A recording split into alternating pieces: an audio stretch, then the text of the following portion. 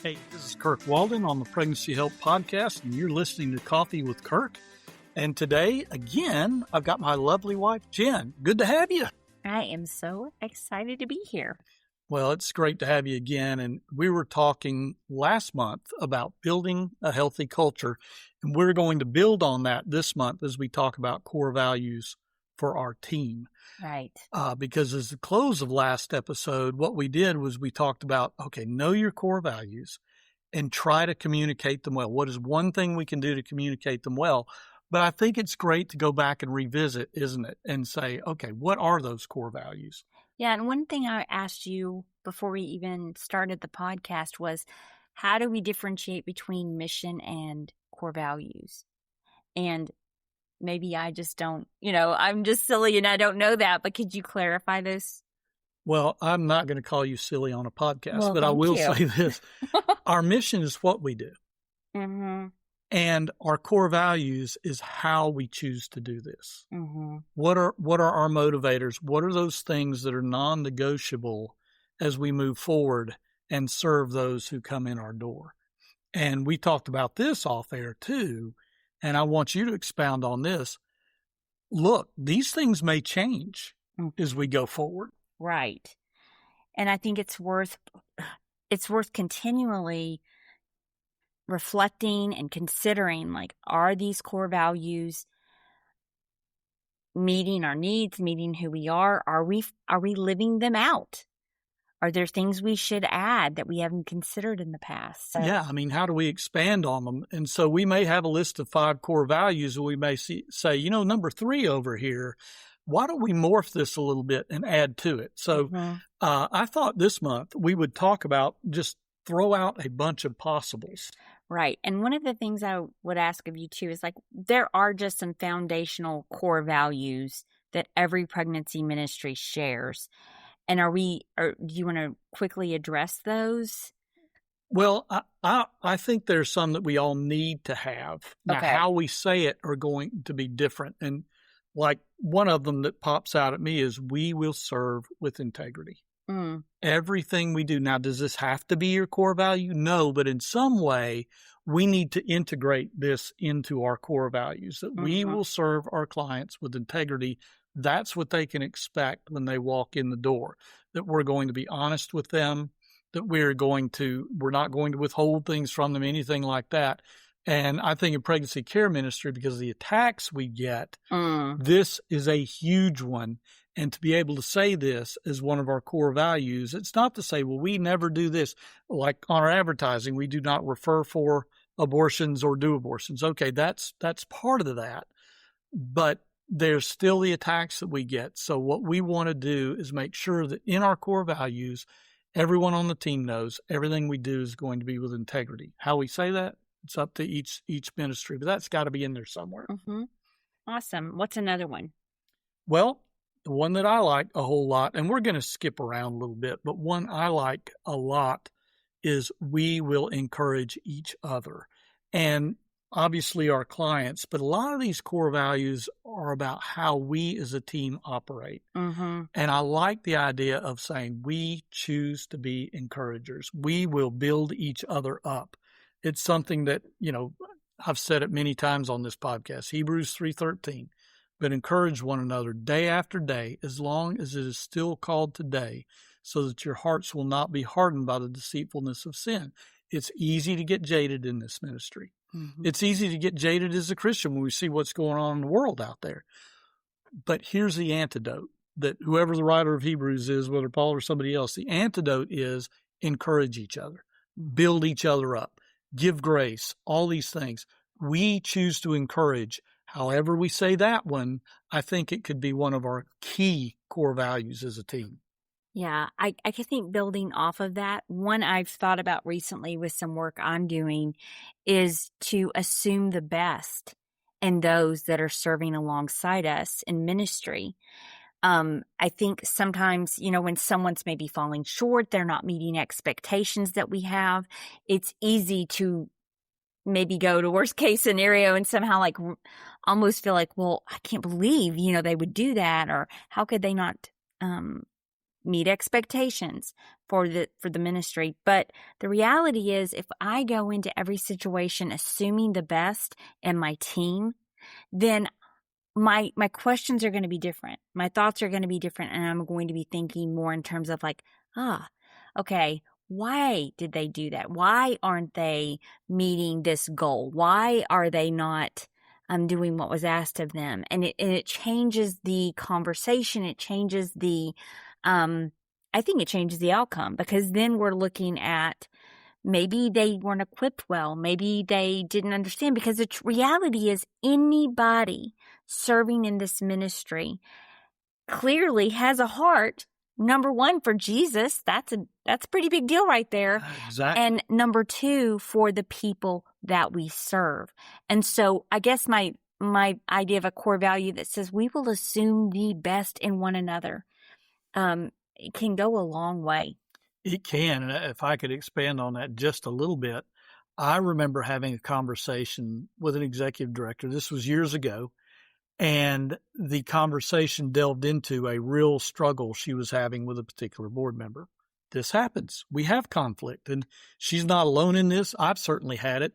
And I am one of those that if I'm not careful, I will have a conflict, and I will begin to write stories about the other person. Oh, yeah. I'll write stories in my head about where they're coming from, why they're not listening to me, why they have chosen this terrible path that they're on. But as I was talking to this executive director, I said, let me ask you a question about this board member. Do you believe he has a heart for God? And immediately she said, oh, yes, absolutely. That's a great starting point. And you touched on it earlier. And I think, yes, if we assume the best and make that part of our core values, it's a lot harder to have long-running conflicts. Because you mentioned a word that is so stinking important, and that word is why. What is the why of this situation? And sometimes it's not for me, if I'm having the conflict, to ferret it out in the other person, but to be able to ask questions, say, hey, this seems to be just a struggle right now. So what's going on? How are you doing? And boy, we may get stories that we had no idea. You're in teaching. You run across kids and they are acting out in the classroom and all these things, and then you realize that dad just left. Yeah. So, there is a why there a lot of times. Yeah. And I think that, too, along those same lines, when something, I think as an educator, I try to practice this. And I think it can work in any situation when we're working with other individuals. When something isn't going well, I think our human nature is to blame others. Well, and as a teacher, it's like, well, those kids, and that's kind of a pet peeve, to be honest, because I'm like, no, my first action should be to look in the mirror and think about, how could I have done that differently? And I think as a team, if that becomes a value that we each first look in the mirror, we each first think about, how could I have better communicated? How could I have maybe kept my cool a little bit better in that moment, or better supported my team? If we will have those types of values as a team, man, that'll take us far in the work that we're doing.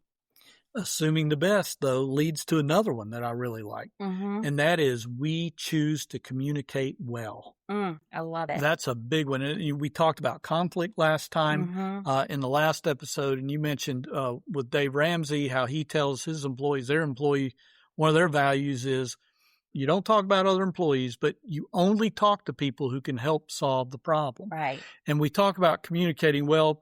Part of this can be conflict, and always reminding ourselves that the first person we go to with a conflict is the person that we're having a conflict with. Biblically, we can't go around that person to the executive director, or around the executive director to the board. We have to go first to that person we're having a conflict with. That's communicating well.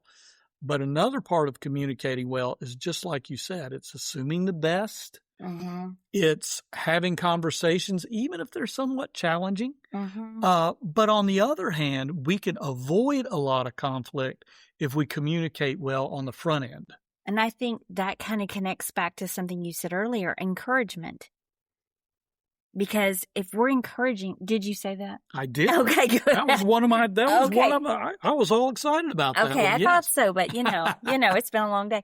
Okay, so encouragement is a form of communication clearly. And, all of that, communicating clearly, being gracious in our encouragement, gracious in our gratitude for one another. And that, once again, it fills our cup. The work we're doing on the ground is hard work, right? Yes. So the more we can fill one another's cups, the stronger we are. And we do that through communication. I'm going to get off that track for just a second and throw out another one. Okay. How's this one? We will have fun. Because in this ministry, there's a lot of stuff going on, right, as you know. And it's a lot of times it's not fun. I was just at an event and I just got some feedback, and somebody wrote about that event, said that we loved having a little levity in all of this. Well, in our teams, we need to have some levity sometimes. What are we doing to have fun? And it's a hard one to put in there. I mean, it doesn't have to be core value, but it's kind of hard to put that in there because we're telling each other we're going to be proactive. We're going to look at ways we can have fun. Does it mean that I know we can't just close the center and say, hey, we're just going to go have fun today. But what are ways that we can get outside the office and go play putt-putt golf or just... You would say that. I guarantee you most of these listeners do not want to go play putt-putt golf. They might. How about go to a nice restaurant or together? Or we need to communicate well about this after the podcast. Or just a walk together. Something that's fun. There can just be so many fun things you do as a staff to just build a culture where people can laugh. Yeah. Well, how's this?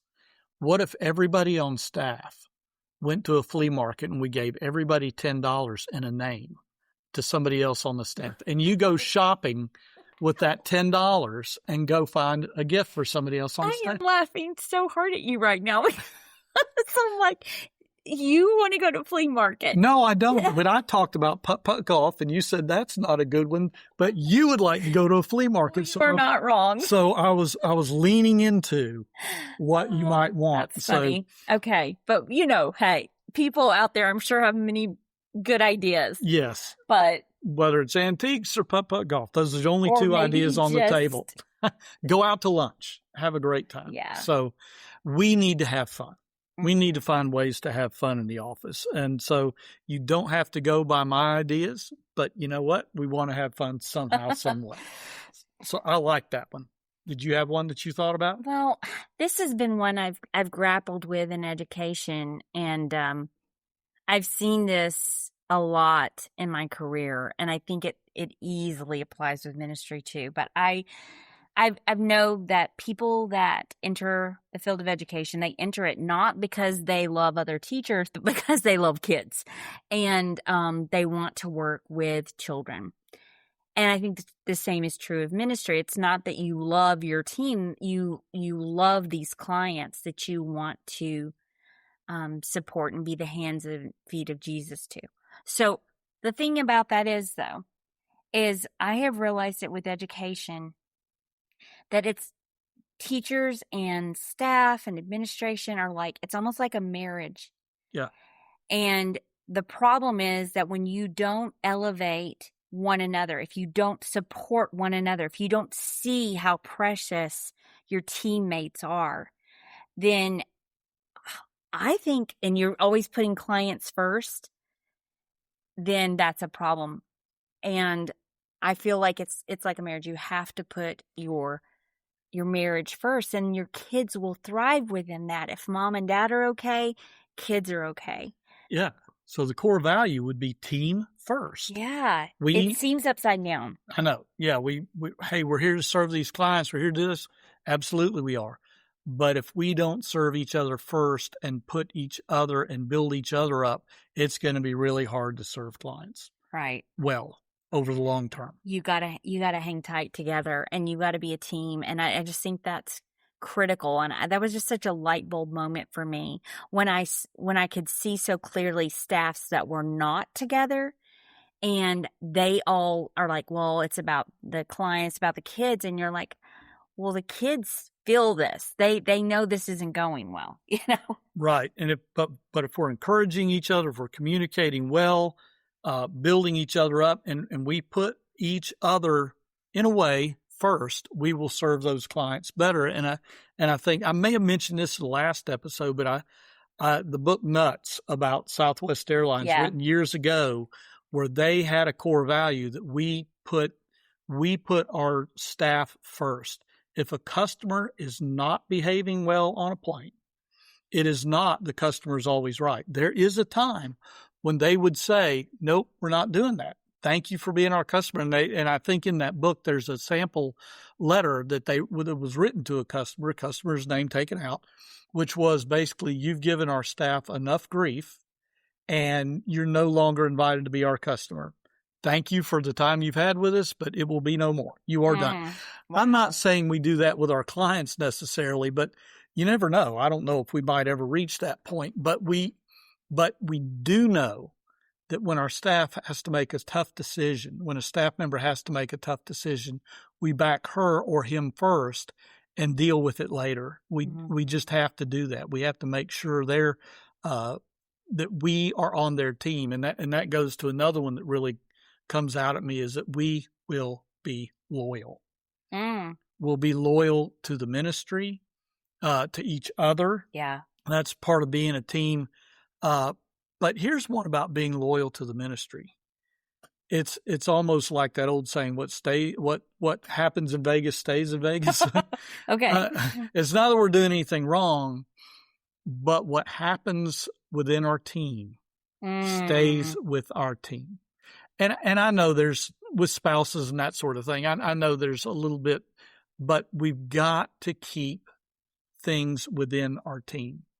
This is not a ministry where we can go to our church and say, look, we're having a lot of problems at the pregnancy center. And it's just, I'm not going to get into it, but there's 2 staff members. Would you pray for us? We've got to be loyal to the ministry. This is where we've got to deal with conflict well. Our board members, we've all got to work together on this, that we will be loyal to this ministry. And if we do have a time where we must step out for whatever reason, we don't need a non-disclosure agreement, an NDA, to say, I will not speak ill of this ministry. I choose not to do that. We go to those people, if we need to, who can make a difference, who can solve the problem, whatever it is. But other than that, we do not. We stay loyal to our ministry the best we can. Yeah. If we do that, and I don't mean it's one of those things where we don't tell the truth, but you know what? There's ways to stay loyal and not speak ill, and we've just got to do that. And that feels really like biblical principles. We're encouraged in the way we treat one another, but that's what we do. And I know this can be kind of tough one at times, but I think if we make the core value, we will be loyal, not to a fault, not to, whatever, but I think it's a big one. I think it's very important. So be loyal. We will be loyal to each other. A couple more. And one is, I think one more is really important. We will do what we do with humility. I think that's a big one. Within our team and with our clients. And along with that means being vulnerable with those who come in our door. I think if we can be vulnerable with them and humble with them, that it's going to make a difference in what we do. Because when we choose to be vulnerable, when we choose to be humble with each other and with those who come in our door, I think it opens up room for connection. It opens up more connections. They identify with us better. And I think that's just a big one that we need to have. So a bunch of them we've gone through today. But these are just suggestions. As you work on your core values or look at your core values, maybe you look at these and go, maybe we can bring that in. Or maybe we can modify one we have and bring that one in. So just some ideas today. Yeah. So thanks for joining us today. We had a blast, and I know we went off the rails a little bit and had fun, but I think the key is, are we thinking about our core values?